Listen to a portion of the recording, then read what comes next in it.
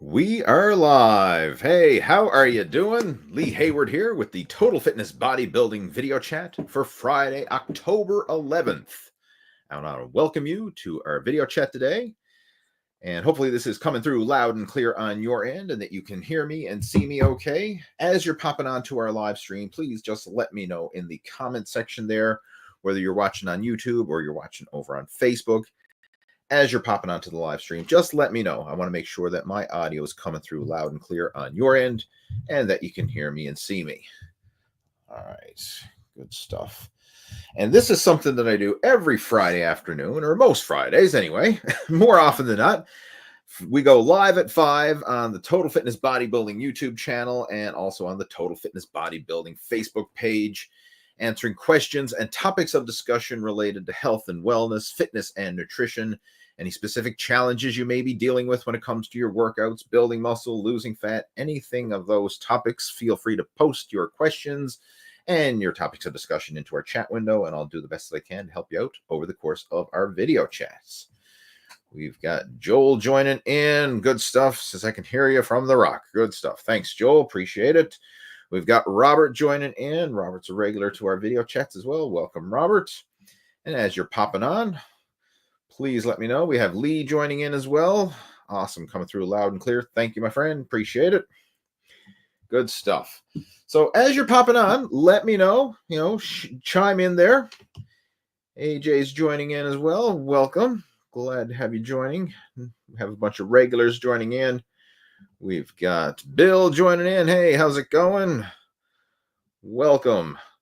And Bill just recently went through our Lose Your Gut Challenge group and has come on board with the Muscle After 40 coaching program. So again, congrats, Bill. Looking forward to following along with your transformation journey. All right, I'm excited for you. And we have several people. Like we last week, we went through the whole Lose Your Gut Challenge, and I shared that during our video chat that we had last week. And several new people came on board. So we've got a whole crew of people who are going to be going through and becoming our next before and after transformation success stories within the Muscle After 40 Blueprint program. And I'm excited to see those transformations unfold in real time. Right? That's what fuels me when it comes to this, is to help people realize their fitness and fat loss goals after going through the challenges and the struggles. Because let's face it, this is a challenging journey. It really is. And it's not challenging so much because it's complicated. I mean, very often it's very simple. But what's hard is taking that and applying it into a real world situation, applying it to your lifestyle, your situation, your specific challenges, and that's unique to everybody, and then making it work in the real world.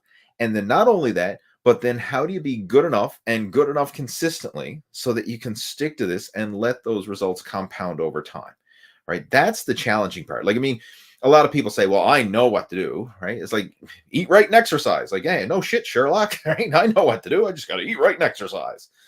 Like, that's like telling a smoker who's trying to quit, say, hey, all you got to do is stop putting those cigarettes in your mouth, right? That's it. You'll be a non-smoker.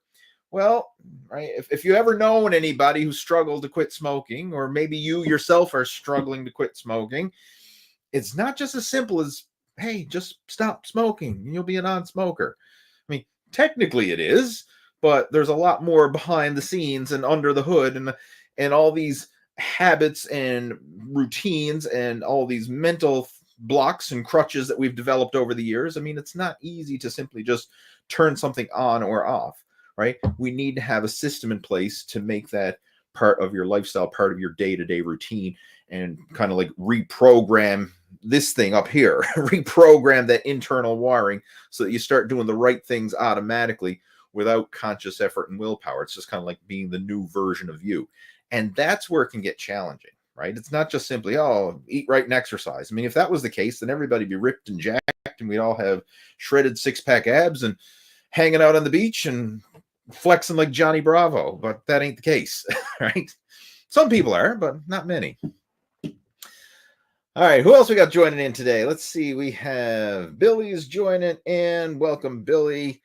Says, keep up the great work. Motivation is so helpful to us. Thanks, Lee. I appreciate it, and thanks for sharing that. All right, so again, if you have any questions, AJ says, I got a question for you. Well, you can go ahead and post it right now. That's what this is all about. So this is your opportunity now to fire away. And I just want to give you a heads up. There are no such thing, or there is no such a thing as a stupid question. Like if you have a legitimate question about fitness, nutrition, health, and wellness, something that is on your mind and you want to clarify it and get it out there, then post it here. Like this is a safe and secure place to get those questions answered, and I'll do the best I can to help you out. And if I can't help you, I mean, I don't claim to be a know-it-all, even though I've been involved with the fitness industry for over 30 years, and I've helped a lot of people along their journey over the past 30 years. I don't claim to be a know-it-all, right? So if I can't help you, then I'll try and point you in the right direction to somebody who can. Right? I've got a large network of people in the fitness industry who have different specialities and different areas. So if I'm not the right person to help you, I might be able to point you in the right direction. So again, go ahead, post your questions and topics of discussion. And even if you may think, oh, that's a simple question, that's a basic one, or I don't know, post it anyway, because you know what? Someone else in the group might be wondering the same thing and too darn embarrassed to post the question. So by sharing it there, you might be helping other people along the way. All right, let's see who else we have joining in here today. We've got Scott joining in. Thanks for the opportunity to hear answers. I just don't know what to ask at this point. Fair enough, Scott. I can appreciate where you're coming from. And Scott went through our whole Lose Your Gut Challenge group as well and came on board with the Muscle After 40 blueprint as well. So I'm looking forward to following along with your journey as you're going through this. And it's common to feel a bit overwhelmed initially, right? Like you're embarking on this and there's so many contradictory opinions. Like, hey, should I do this? And should I do this? And, you know, one guy saying, hey, I need to cut my carbs. Another guy saying, well, carbs are good. And someone else is saying, hey, you know, eat lots of protein. And then, of course, someone else is vegan and they say you shouldn't eat protein. And then someone says, hey, you should do cardio. And then this guy says, no, don't do cardio. And like, there's all this information overload. And the problem with information overload and all the information that is out there is at some level, it's probably good information. Like generally speaking, it is. Now, with that being said, there's a lot of crap out there as well. But for the most part, like if you're following reputable sources for bodybuilding and fitness and nutrition and stuff like that, it's probably good advice for a specific person in a specific situation, like a specific demographic, a specific target. And I'll give you an example. Let's just say we're looking for, you know, you're looking for a bodybuilding contest cutting diet. Well, there might be an ideal cutting diet that's ideal for a competitive bodybuilder who's trying to peak for a bodybuilding competition. That is one specific situation, one specific scenario. And the advice that you would give to someone who is in that situation could very well work in that situation, but it might not be the ideal situation for a 50-year-old office worker who hasn't worked out in the last 10 years and now wants to lose his gut, drop 50 pounds, get back in shape, lower his blood pressure, and improve his health and fitness so that he doesn't die of a heart attack and he's able to live a long, healthy life and be around to see his kids grow up. The advice I would give to that person is going to be totally different than the advice I give to a competitive bodybuilder who's trying to get shredded for the stage. It's not that one situation is right, wrong, good, or bad. It's two totally different scenarios, two totally different training approaches when it comes to workouts, nutrition, lifestyle choices, all that. And this is where it can get confusing because sometimes people read into stuff and they say, oh, well, this guy says I should do that. And then this guy says I should do this. And who are they talking to? Right? That's what you need to look at. Who is this advice for and who are they gearing their message for? And that's where a lot of the confusion comes about. It's not that it's necessarily good or bad. It's for a certain situation. Right? It's just like if we were looking at education and giving teaching advice, you know, for any of you who are teachers, or I'm assuming everybody going through here has probably gone through school to some degree or another. The advice you would give to an elementary school student is going to be totally different than the advice you would give to a university student.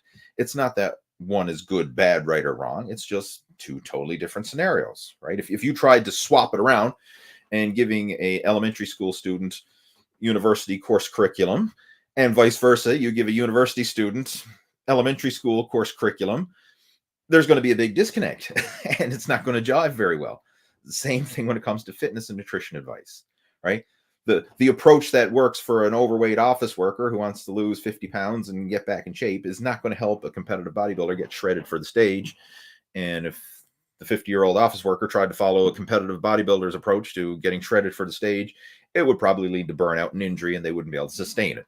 So again, that's where a lot of the information overload comes in.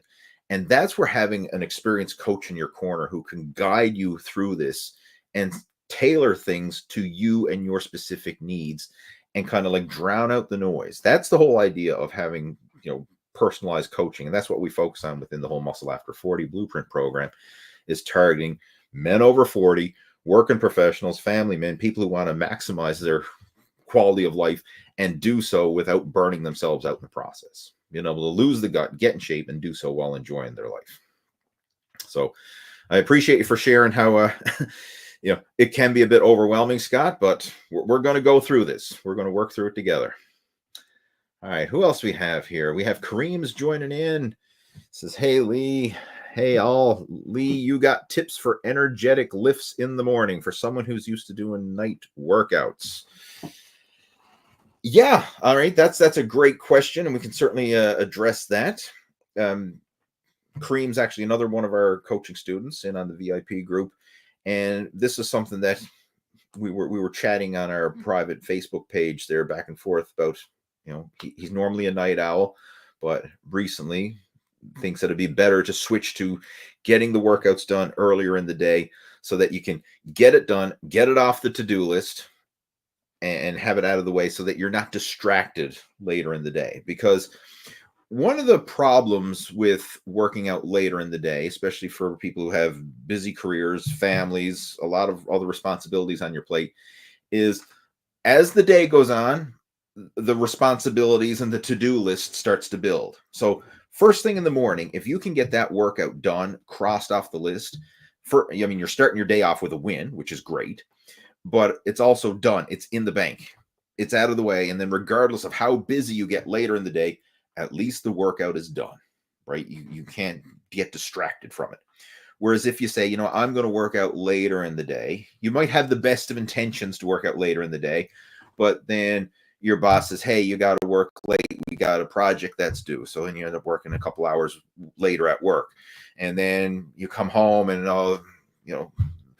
you got errands to do at home, right? The wife says, oh, you got to go pick up that, and you got to do this, and you got to go get the kids, and we got to get this at the store, and yada, yada, yada. Next thing you know, all these little to-dos and all these tasks start to accumulate. Before you know it, it's too late. You're too tired. And it's just like, I can't get that workout done. I'll do it tomorrow, or I'll start again on Monday. And you just keep brushing it off. So if you can build a habit of getting your workouts done first thing in the morning, when you're fresh, cross it off the to-do list, get it done, work out in the bank, that's probably the best option for long-term consistency. And I know personally, in my situation, that works well. For a lot of my coaching students, that works well. And when I just look at people in general, the ones who are the most consistent over the long term tend to be early morning workout enthusiasts. They get it done early. Now, does that mean that's the only way to do it? No, of course. I mean, there are guys who work out later in the evening and still make it work, right? I used to do that, right? When I was single and, before I became a parent and had less responsibilities on my plate, I was a night owl. In fact, when I started the whole Total Fitness Bodybuilding YouTube channel, most of those videos, like you go back 10, 15 plus years ago when I was making a lot of workout videos, a lot of those videos were shot late at night. I'd go into the gym, after most people had already left. It's like sometimes I'd hit the gym at 10 p.m., do a workout and shoot videos and make content, and that when the gym was empty. So, I mean, it worked out great from that point of view, and it fit my schedule because I had the time and the schedule to do it. But now things are different, right? I don't have the energy to work out late at night. And I mean, if I just can't adjust my schedule that way anymore, right? I can't stay up all hours of the night and then sleep in all hours of the day. I got a young fella I got to get up and get him to school in the morning and stuff like that. So my sleep schedule kind of piggybacks off his, right? I'm up before Harvey's up, and I go to bed shortly after Harvey goes to bed, right? So I've switched now to a more of an early morning workout. So get up, get Harvey to school, then I go to the gym, get my workout done, cross it off the to-do list, and then start my day's work. That's the way I go about it now. And I find that fits my schedule. But you're going to have to find what works for your schedule. Now, as far as tips, the number one thing is figure out how are you going to fit that in. Like you got to plan ahead and realize if you're going to get up early to work out, you just don't get up early. You have to go to bed earlier the night before. So this starts well in advance. Like you have to start the ball rolling before you even think about the workout in the morning. So if you're going to have energy in the morning, you got to get to bed early in the night in order to start that momentum, because you still got to get your sleep in there one way or the other. One thing I will say off the bat is in that initial transition, going from a night workout to a morning workout, you're not going to feel as energetic, right? There's going to be some downtime in there. There's going to be some time where you're just feeling, I'm not firing on all 8 cylinders. I'm tired. I'm still sleepy, whatever. Cup of morning coffee can certainly help with that if you are a coffee drinker. Right, that might give you a little bit of mental pick-me-up and a bit of energy to get through it. But in the first initial phase, maybe for the first week or two, it's not going to feel right. But as you get into the routine, you're probably going to start to feel a bit better, right? And you start having more energy in the morning and just kind of get into the rhythm of doing it. But realize the first few workouts are going to suck. Just embrace the suck initially. Realize that up front and just go with it. But realize the more you do it, the easier it's going to get. And eventually your body's going to start to adapt to it. You're going to start to adapt to an earlier sleep schedule, earlier rise schedule, getting the workouts done. As far as food intake, you probably are not going to want a big breakfast if you're doing an early morning workout, but I would recommend having something like maybe a protein shake and a piece of fruit or something very light and easy to digest. Like I wouldn't recommend a big heavy breakfast or anything or first thing in the morning and then expecting to go to the gym. But have something in your stomach, just a light meal. Like you could try, some people try fasted workouts and find it works well for them. And the way I look at that, if you're doing a short workout, i.e. an hour or less, you can get away with a fasted workout, especially if you've ate well the day before, because that food is still going to be stored in your glycogen, stored in your energies reserves for the next day. But if you're doing a bigger workout or a harder workout, you're probably going to want to have something in the tank. These days, I like to work out with something in me. So I'll have something small. For me, again, protein shake, maybe a banana or something like that. Something very light and easy to digest. Sometimes I'll have a protein bar. Just give me a little bit of something in the tank to run on so I don't feel like I'm going in there on empty. And I find that makes a noticeable difference as well. Right. What else can I share there? Tips for people starting off in workouts. For your first week going in, I would probably purposely do easier workouts, just to kind of get into the routine. So probably more machine exercises, probably train with higher repetitions for the first little while, not pushing like the heavy low rep compound lifts until you get your body used to a morning routine. Once you're into the morning routine, then you can kind of resume your regular routine as normal. But give yourself a week or two to transition into that, right? Because there is going to be that transition time. And a lot of times people feel that this is a personal preference thing, but everyone's going to have their preference of when they have the most energy. Like some people are morning people. They wake up and they're like, man, I jump out of bed and they feel energetic and they're productive first thing in the morning. Some people take a few hours to warm up, right? And they feel like more productive maybe midday. And then others don't really fire and get going until later in the day, right? So if you're making that switch, right, realize that, in that initial transition, it's not going to be smooth and you got to get your body time to adapt. But that's the cool thing about the body is it will adapt to whatever you provide it. I mean, if you change the stimulus, it will adapt, but it's going to take a little bit of while for that process to happen. But I think in the greater scheme of things, for most people, early morning workouts is probably a good shift, right? To get it done, get it out of the way, so then you can't get distracted and you can't blow it off later in the day. Right? I mean, that could be a whole topic there. We could, we could probably do a podcast or something going into more detail about it. But again, it's a great question, and it's a great scenario to really discuss. All right, Joel got a question there. Just give me a second, guys. I think I skipped one here earlier. Joel saying, are there any downsides to training 6-7 days a week lifting weights if recovery is met and individuals not overtraining, i.e., able to continue progressing workout to workout without injuries? No, I don't think so. I really don't. Now, take that with a grain of salt, and I'm going to elaborate on that. You may be able to go for a few weeks in a row, training 6-7 days a week and feeling good. And it depends on what that training consists of. Like if you're doing an hour or less, you probably have plenty of energy to train and recover from that. If you're doing harder workouts or longer workouts, obviously it's going to take more out of you, and you probably have to adjust the intensity, probably have some easier days and harder days, etc.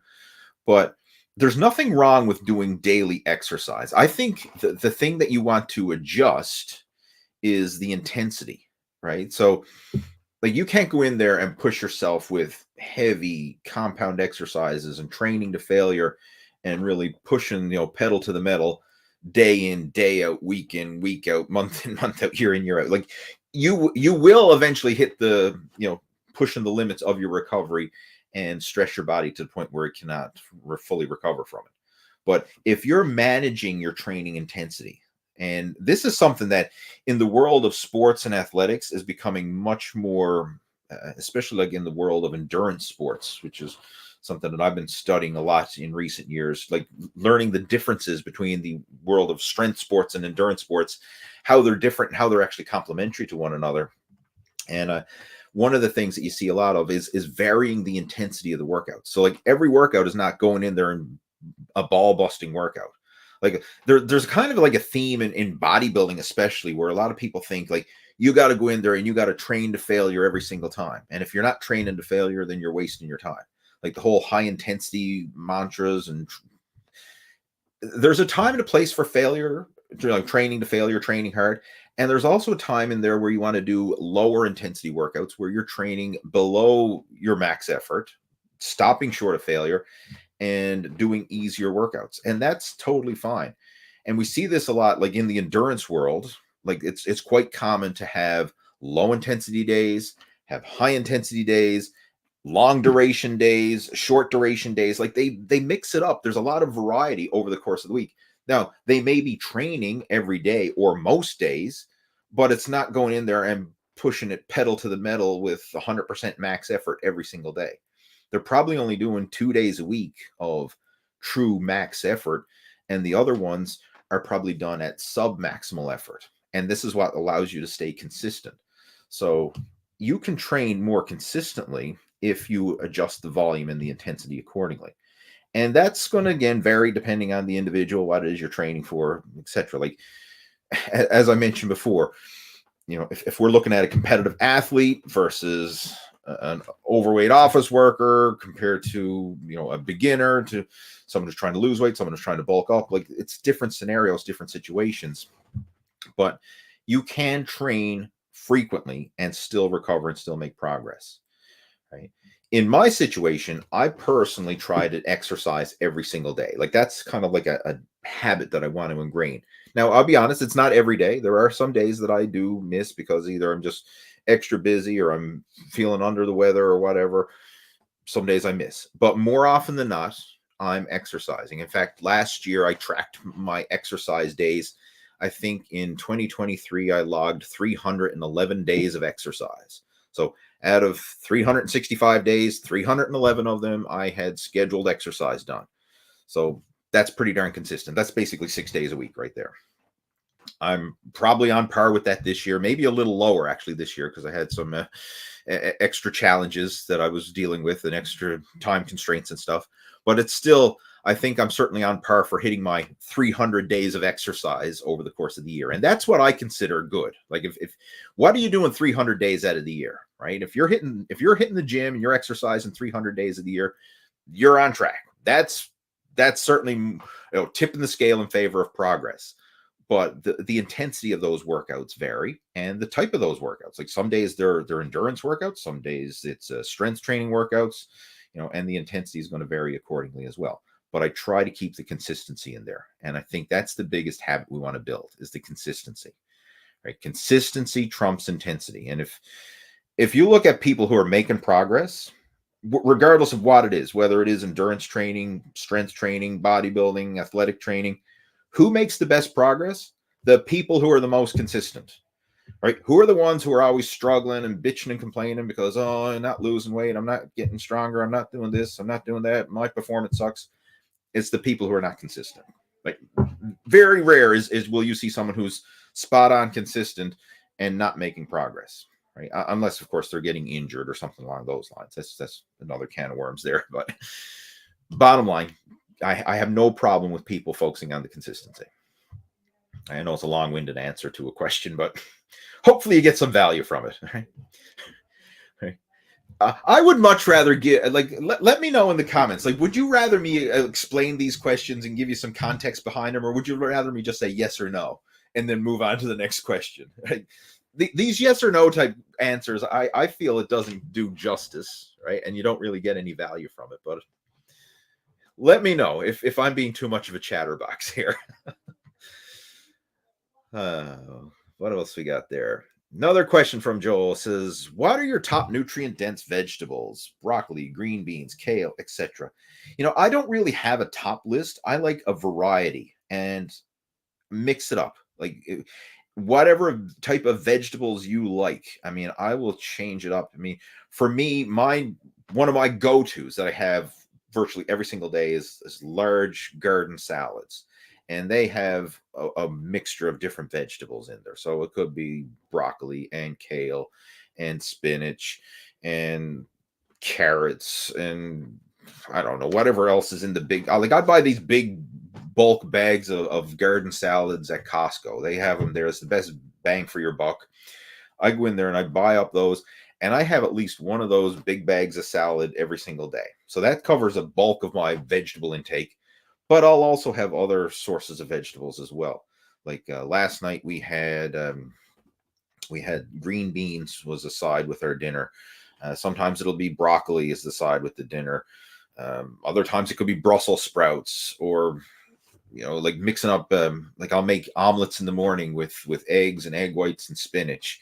So any type of those green cruciferous vegetables, the leafy greens or the cruciferous vegetables, they all go. I mean, I don't really have a preference. I mean, I just try and get as much, vegetables as I can. Vegetables and or fruit, right? Like that's the way I look at it. Every time I have a meal, I try to get veggies and or fruit. And then if I can't get veggies or fruit, I will supplement with greens powder, right? I mean, you can get there's a lot of different greens powders available now. The ones that I use, I get it from Costco because again, it's a good value for the money. But it's, I believe, I can't remember the name. If it's Weber is the brand or something, I'm not sure. But big jar greens powder. So again, if I can't get solid food vegetables, then I'll have supplemental vegetables.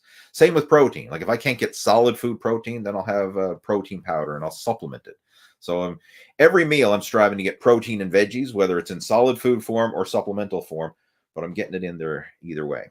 But I don't really have a top preference. It's a wide variety preference. And that applies with protein too. Like I don't believe that, red meat is better or chicken is better or fish is better or eggs are better or dairy is better. Like I have it all. I mix it up because when you break it down, like there's nutritional value in the diversity because, this food is probably high in certain vitamins and minerals and enzymes. This one's probably higher in other vitamins and minerals and enzymes. And by having a wide variety of food in your diet, you get that diversity. Right. So I'm a big fan of having that versus just having the singularity of foods.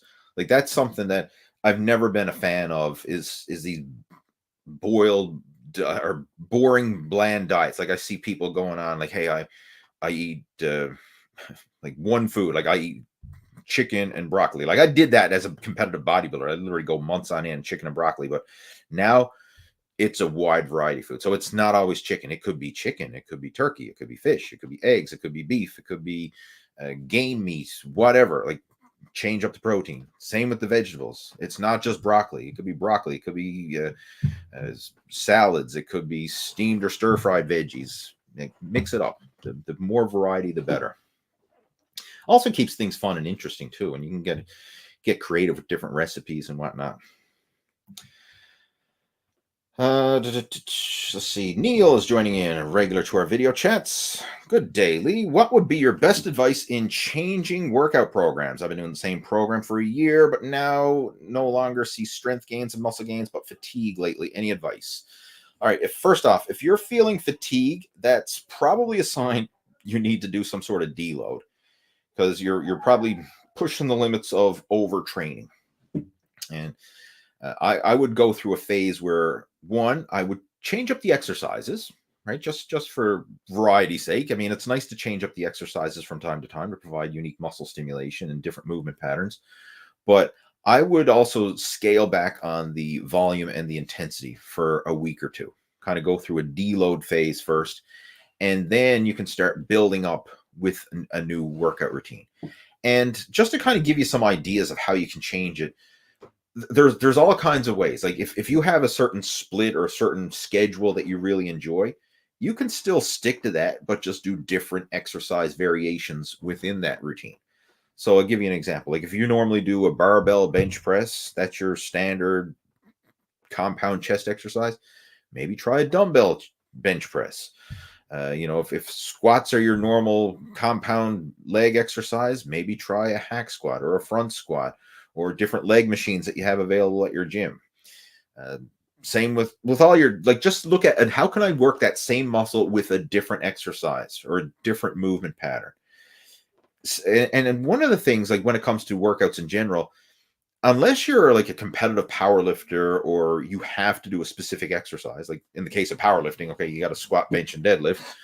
But if you're just training for general health and fitness and to build your body stronger and healthier, you don't have to do any exercise. So if a certain move doesn't feel right, or you don't really like it, or it causes pain or discomfort, you can choose another movement instead. Like, focus on working the muscle, not getting hung up on the specific exercise.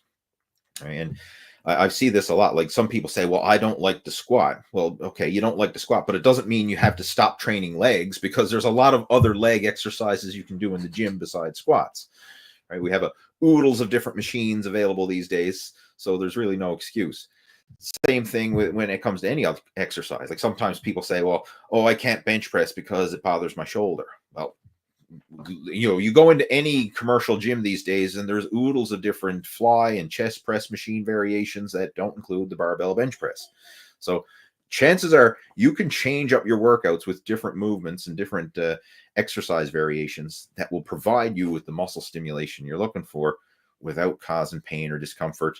And it also keeps the workouts fun and interesting. And I like to change it up. Right? I mean, I'll have my set trainings pattern that I follow, but I'll do different exercises. And it's nice to keep records on all the different exercises you do. Just make note of the weights, so that when you go back to doing these different exercise variations in the future, you can strive to beat your personal bests from those other exercises. So, change it up. Like, let's just say, okay, you're primarily doing barbell bench presses and you want to switch to dumbbell bench presses. Well, keep records on both, get stronger on maybe the dumbbell bench press variation.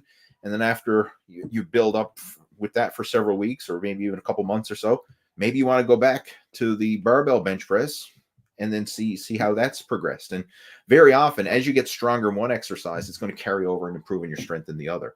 So it's a great way to keep the workouts fun and interesting and keep that progression going. But there's lots of ways in really how you can change up the workout programs. I mean, that's just one example. I mean, if you want to schedule in for a coaching call with me, we can go into this in a lot more detail. Feel free to do so. My details are down in the description below this video. I'd be happy to have a chat with you, and we can brainstorm and strategize an action plan for you. But one thing that I want to share before we move on, a common strategy that's used by a lot of strength coaches and personal trainers is when they're working with new coaching students, they'll look at whatever program that they're currently following now, and let's just say they hit a plateau with it. Then they'll just turn it upside down and do the complete opposite. So like, let's just say you're following a high volume training program now, and you're doing these series of exercises. They might have you do, okay, we're going to switch to a lower volume, higher intensity program, and we're going to change up the exercises. So like, just totally turn it upside down so that it provides unique muscle stimulation that your body's not accustomed to.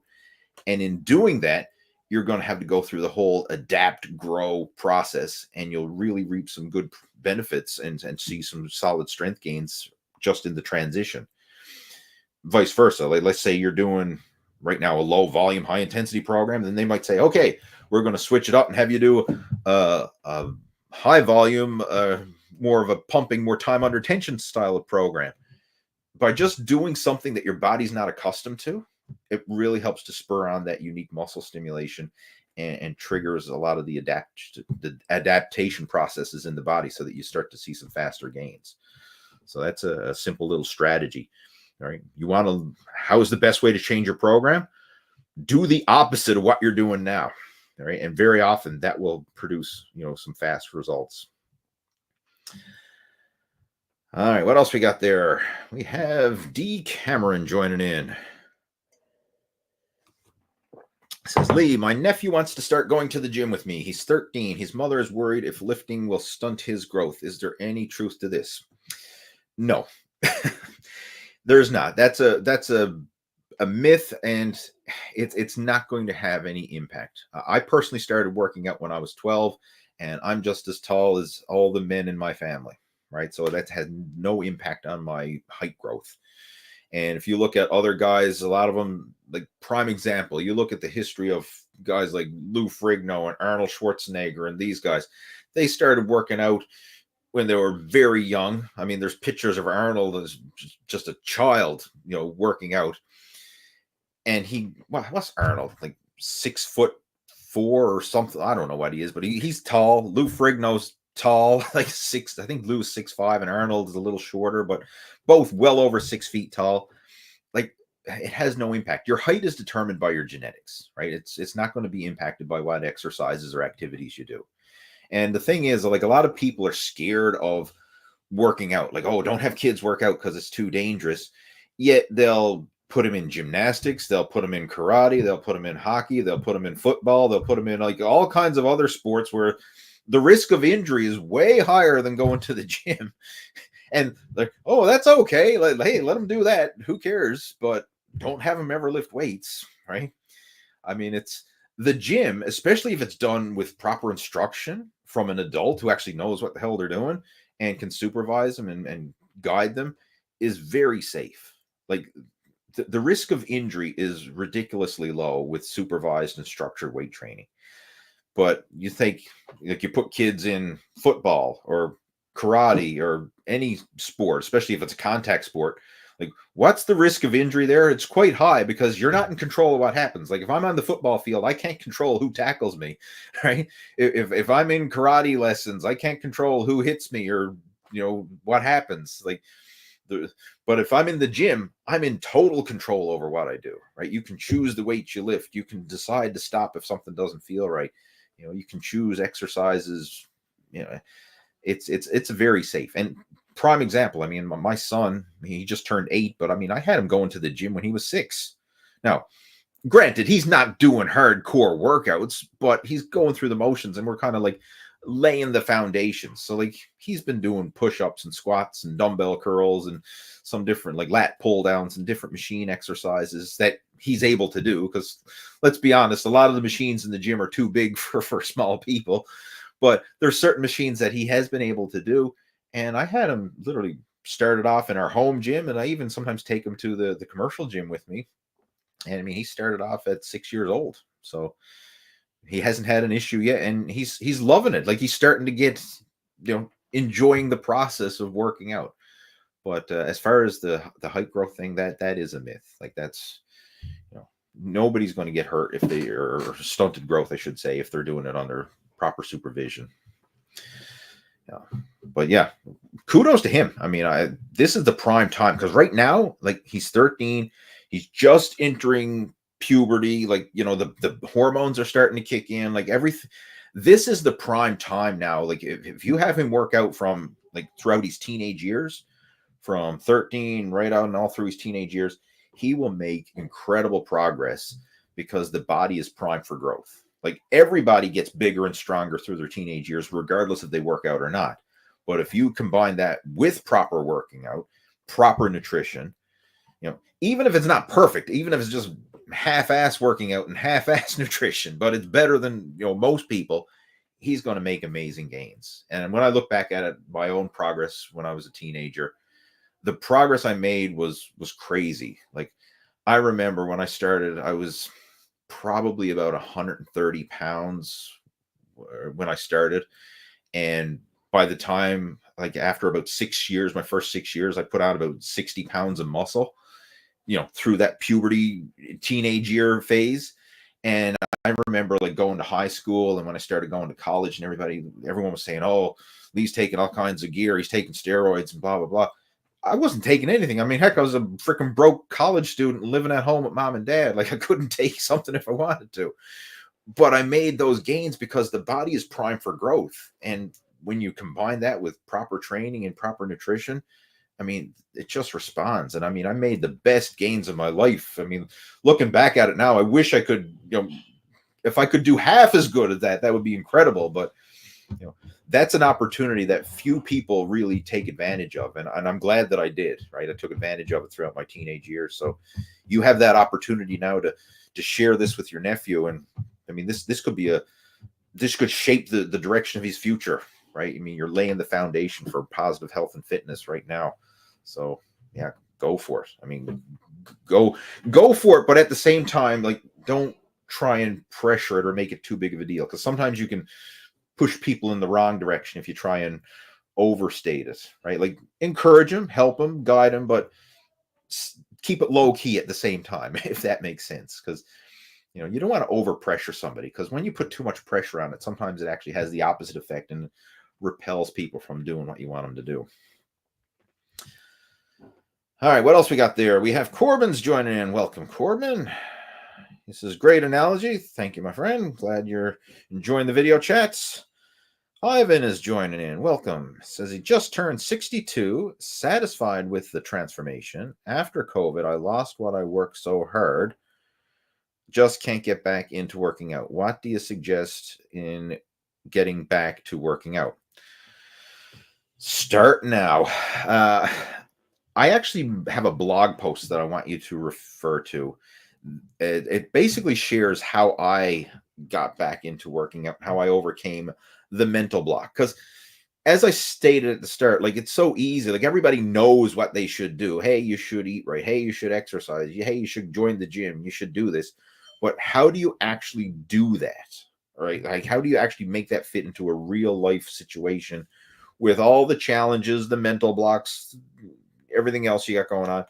It's easier said than done. And this is why so many people struggle. I mean, like, everybody knows what they should do, but very few people do what they know, right? But I have a blog post that I want to share with you that I think will really help with this. It's for those of you who are interested. You can go to leehayward.com and search for, it's called No Time to Exercise. Start with 10 minutes. And I'm just going to share that link into the video chat there for us here. Where's it to?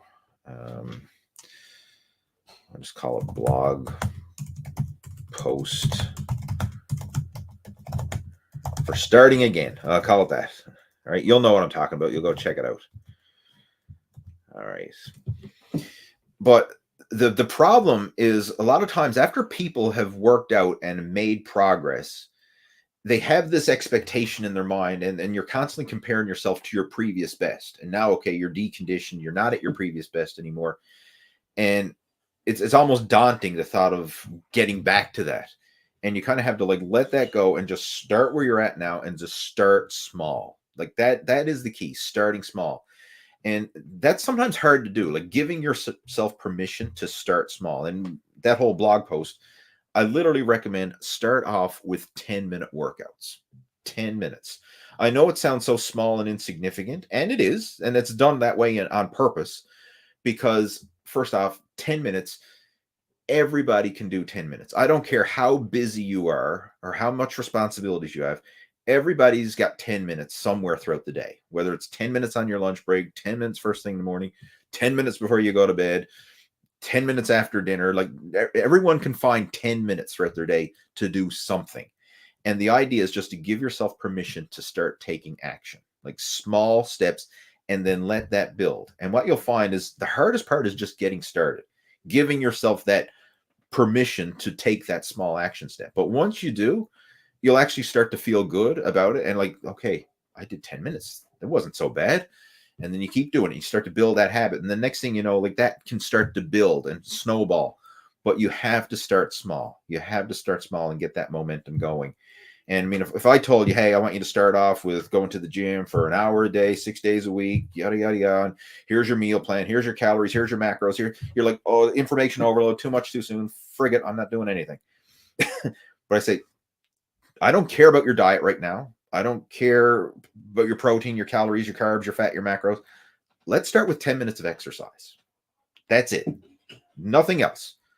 10 minutes. Can you do like, and if you're really starting off from scratch, can you go for a walk for 10 minutes? Like, can you put on your sneakers, walk up the road for 5 minutes, turn around, walk back? Like, start that small. Start small. And if you can build from there, then we can let that start to compound over time, and you'll be amazed at where it can go. But you have to give yourself permission to begin the journey. And this is the hardest part. A lot of people do not give themselves permission to start. And that's where the progress ends, is because they're in this mental block, and they always have this, they're making it too big in their mind, and they never ever start the journey. All right. So you have to give yourself permission to start. Right. And for those of you who are parents, and if you have kids at home, you should be able to appreciate this, because think of how you get kids to do anything. Like when kids are starting school, for example, like kindergarten or preschool or anything like that. I mean, how challenging is it? Like, bottom line, they just have to show up. I mean, they're basically just playing at school, like kindergarten and preschool and stuff like that. Like, there's no real curriculum.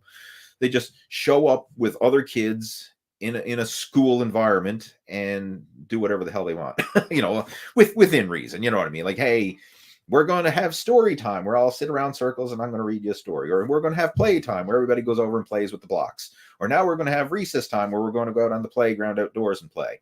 But like, there's nothing too strenuous about it, but it's starting them off somewhere. And then what do we do next? Okay, well, let's learn our ABCs. Let's learn how to count to 10, right? Let's learn 1 + 1 = 2. Like, they start off so small. And I mean, as an adult, we look at it and say, like, that is so ridiculously small, but it compounds.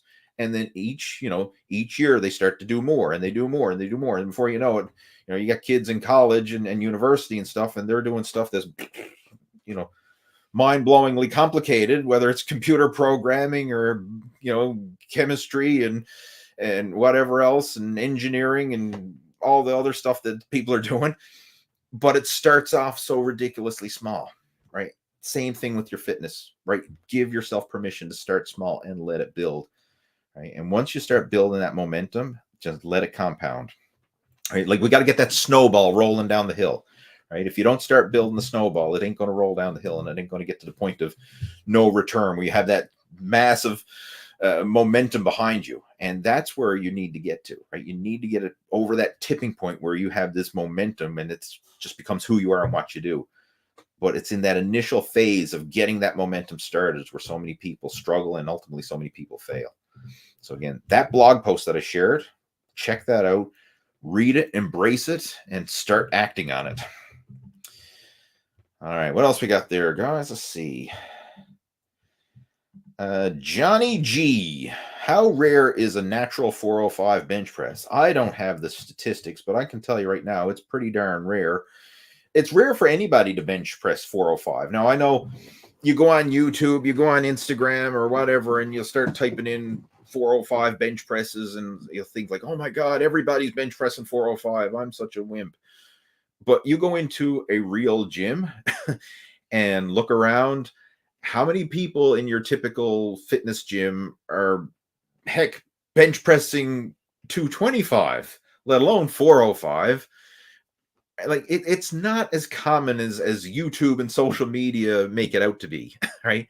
It's pretty darn rare. It's pretty darn impressive, right? I mean, obviously there are people who can do it, but they're advanced. I mean, again, I don't know what the percentage is, but it's like the top 1% or less of people who work out. I mean, it's probably even you know less than 1% of people who work out are able to bench press that much weight.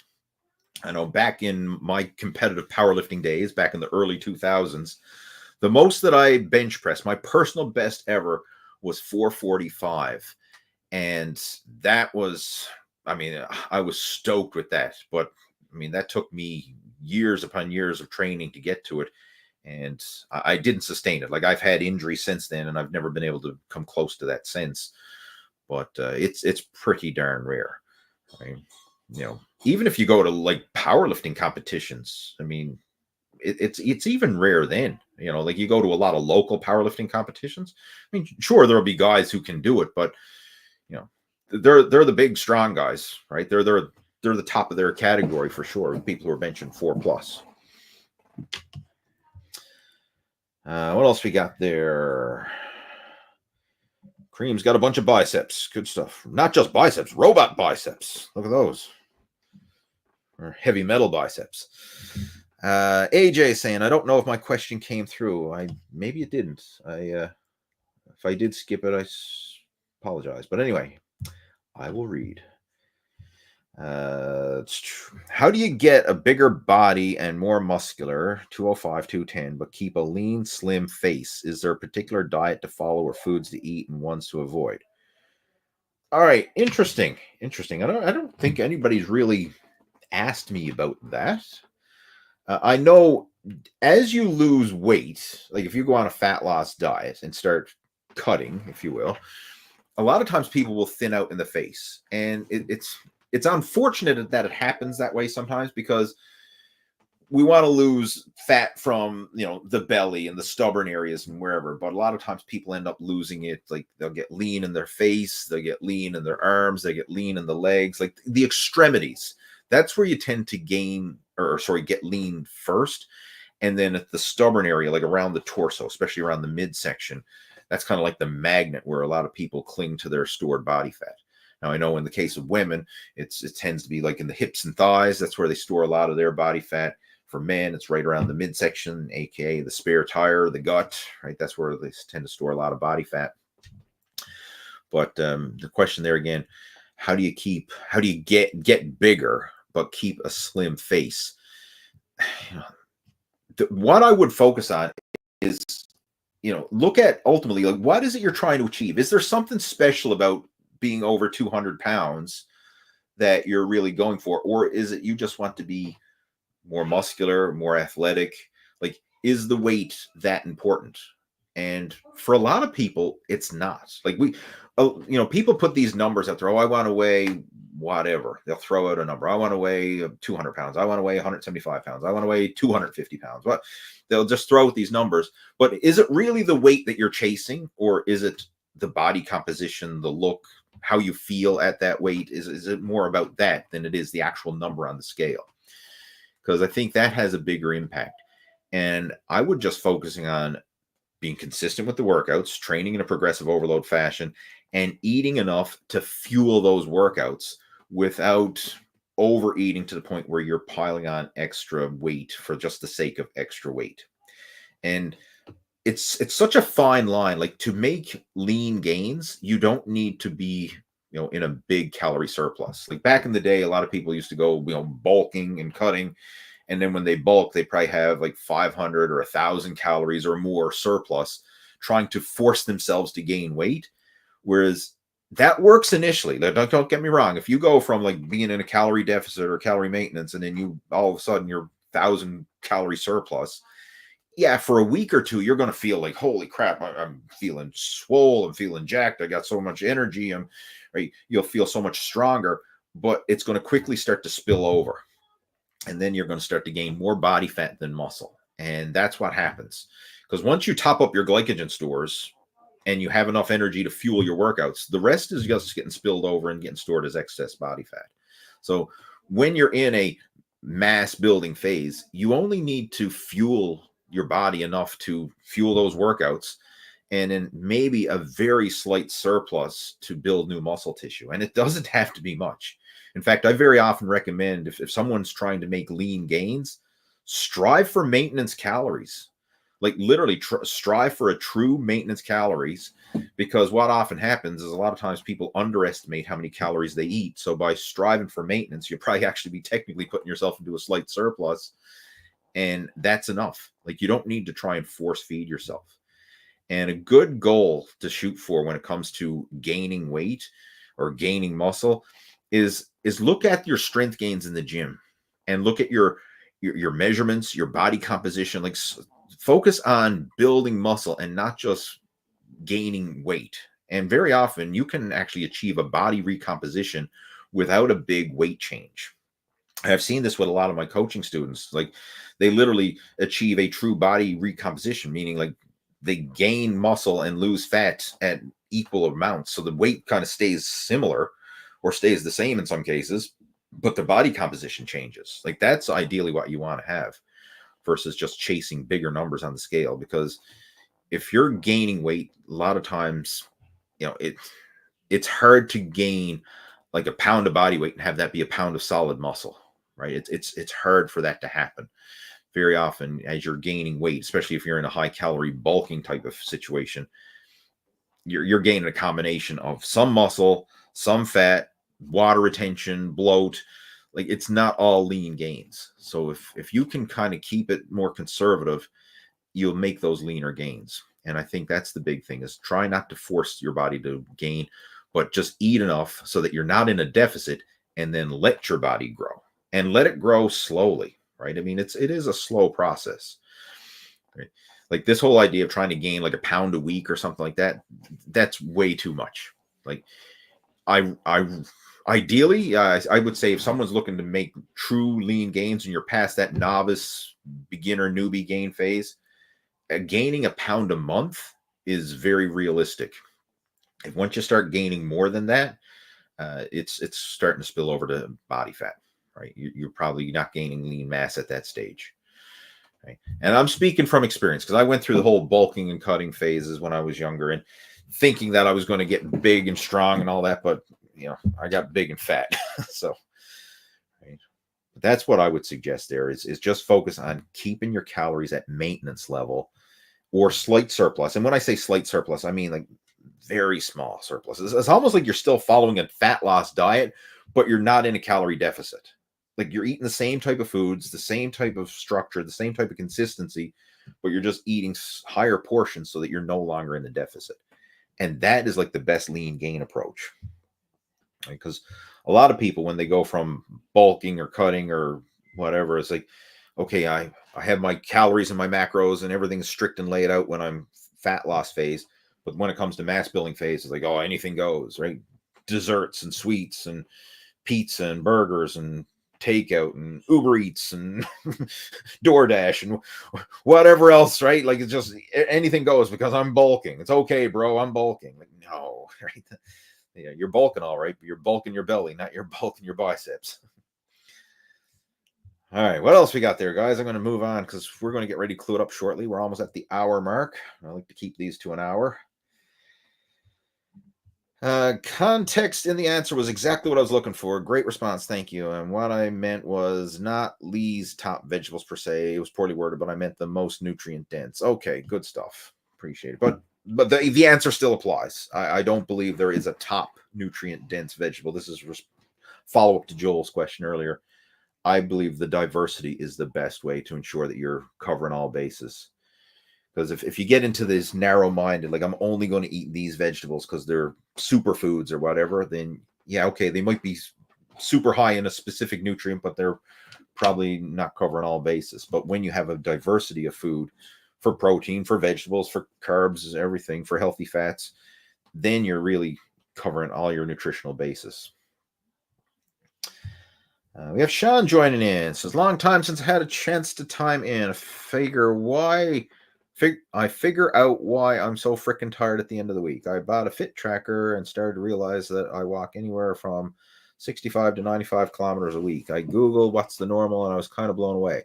But I take the data with a grain of salt because I don't know how accurate it is. But yeah, I was shocked once I started to track that. What the hell are you doing? That's a fair bit of walking, right? I don't know. Are you a mailman, or I'm hidden behind Sean's question here, right? Right. But yeah, that's it's a lot of walking for sure. I mean, if you are doing that, I mean, you just simply have to accommodate it. Like the body will adapt. Like if you're doing high volume exercise, the body will adapt, but you have to still get the rest and the nourishment to allow it to adapt and recover. Chances are for a lot of people, I mean, again, I don't know Sean's specific situation, but I know from most people that I've worked with and coached and talked to, sleep is a big issue. It really is. Like poor quality sleep is higher than ever. And a lot of it has to do with lifestyle choices. A lot of it has to do with dietary choices. And of course, for people who are overweight, there can be breathing issues like sleep apnea, where you have that extra mass when you're sleeping, it closes off the airways and you're not getting enough oxygen. So there's a lot of issues, but it's amazing the number of people that I've talked to and the number of people who've like come through the Muscle After 40 coaching program where sleep is a serious issue. Like it's very rare will I'll talk to someone and they say, oh, I sleep like a baby. I have incredible sleep. It's usually poor sleep, hard to fall asleep or hard to stay asleep, disrupted sleep. Like it's very rare that I hear people say I sleep great and I wake up well rested in the morning. Like that's almost like non-existent. Now I know some of you probably do, and if you do, fantastic. But if not, then that's one of the things that we definitely do cover is how to optimize all those different variables that can lead to better quality sleep. That would probably have the biggest impact on strength and energy and health and wellness. Then, like again, it's one of the most underrated things when it comes to your health and wellness and fitness is sleep. And a lot of people just have that tough it out macho bullshit attitude. Oh, I'll sleep when I'm dead. Like, well, that with that attitude, you'll be dead sooner than you realize, right? Like you want to sleep while you're alive and get good quality sleep so that you can maximize your life. Not this, sleep doesn't matter. I'll sleep when I'm dead type of attitude. All right. Who else we got there? Jonathan is joining in. He says, can you do bro splits or do you have to train a muscle 2 times per week as a natural? That it depends. Like, first off, there's no special workout for a natural versus an enhanced lifter or whatever. Like the only difference is someone who is enhanced is going to get better results from whatever it is they do. But like it's not like, okay, this is the enhanced workout and this is the natural workout and this is the enhanced diet and this is the natural diet and this is no, it's like this is the same thing. It's the exact same thing. It's just someone who is enhanced is going to get better results from the effort they put in. That's it. Like it's not like there's 2 different programs. Like you can train a bro split if you want. You can train a twice a week split. You can do an upper lower, a push pull legs, a total body. It's not right or wrong. And this is something that you can even vary. Like maybe you want to go, hey, for the next 6 weeks, I'm going to do hit each body part once a week in a typical, body part bro split. And then maybe, for the next 6 weeks, I'm going to do a push pull legs. And then for the next 6 weeks, I'm going to do upper lower. And then for the next 6 weeks, I'm going to do total body. And like you can rotate it. This is something like you're allowed to change your workout routines. Like it doesn't always have to be, this is what I do and this is the only thing that I'll ever do for the rest of my life. Like no, you can vary it up, and it's fun to vary it up too. Like it'll add variety to your workouts. Right now, with that being said, like I know some people like to have that regimented, like this is what I'm going to do and I know exactly what I'm going to do every day, and they want it as simplified and as meticulous, and like don't overwhelm me with too much variety. I want to have stability in my life. I want to know that when I go to the gym, Monday is chest day, and Tuesday is back day, and Wednesday is leg day, and Thursday is arm day, and like they want to have everything, and I want to know that at 12:05 every day I have a lunch break. They do, right, everything mapped out to the letter. Some people like that kind of rigid structure. Some people like to have more freedom and flexibility and variety. So it depends on whatever your personal preference is. But me, I like to change it up. Like I've gone phases where I've done bro splits and enjoyed them. I've gone phases where I've done total body workouts and enjoyed them. It's something like you can change it up. You don't always have to do the same thing. And the biggest variable that's going to determine whether you're making progress or not is not what split you're following. It's, are you consistent with it?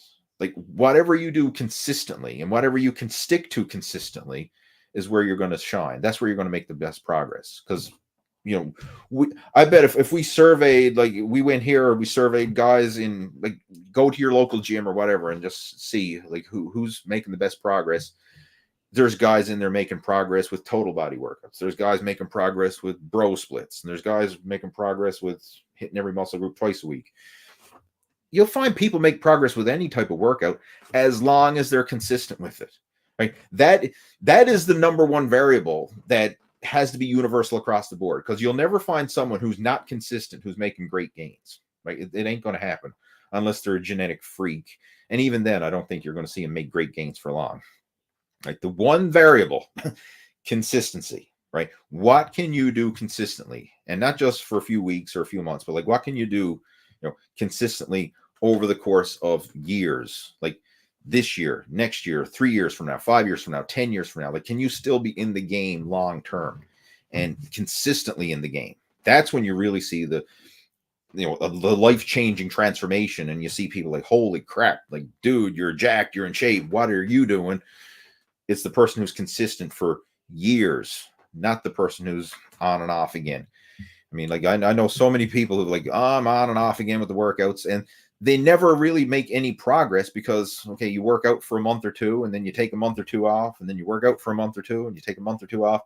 Like, yeah, you might have 20 years of on and off experience, but it's not 20 years of progress. It's like 1 or 2 months of progress on and off over the course of 20 years. So you never get past that initial hump, right? You're always just starting and stopping, like one step forward, one step back, one step forward, one step back. Well, you could do that for 10 years. And how far did you get? You got nowhere. But if you kept taking one step forward and one step forward and compounded that, that's when you start making progress. So, like, don't overthink it, man. It's the consistency, right? That's the secret, right? I mean, all these YouTube science guys and Instagram influencers and stuff, they'll, like, these debates will go on from now until the end of time. People trying to debate what's the best program. And the answer is the best program is the one that you can stick to consistently. All right. We have John joining in. Welcome, John. Glad to have you. We have Jason joining in. Says, just nailed that big bench question. LOL. Good stuff. Who else? Venom is saying, rip Big Lenny. I guess we have another bodybuilder passed away. I think I know who you're talking about, Big Lenny, but I did not. If he did pass away, that's news to me. It's sad to hear if that is the case. But just on another little side note, isn't it crazy the number of bodybuilders we're seeing, like, passing away at young ages? Like, I know the sport is becoming more popular and social media spreads the news faster than ever, but like, it seems like whenever I log into social media, it's like every other week there's like someone else heart attack in their 40s or passing away or whatever. It's like, it's crazy. I mean, it's scary is what it is. And it really goes to show, like, the importance of taking care of your health and fitness and not just simply getting as big and strong and as jacked as possible. Okay, what else we got there? Jay Lee, do you still use heavy grips? Yes, I do. I use them more, not to the extreme that I did when I was, training for power sports, but I still do have them. Where are they? They're over there on the shelf, actually. But I still use them as part of my training, focusing on grip strength.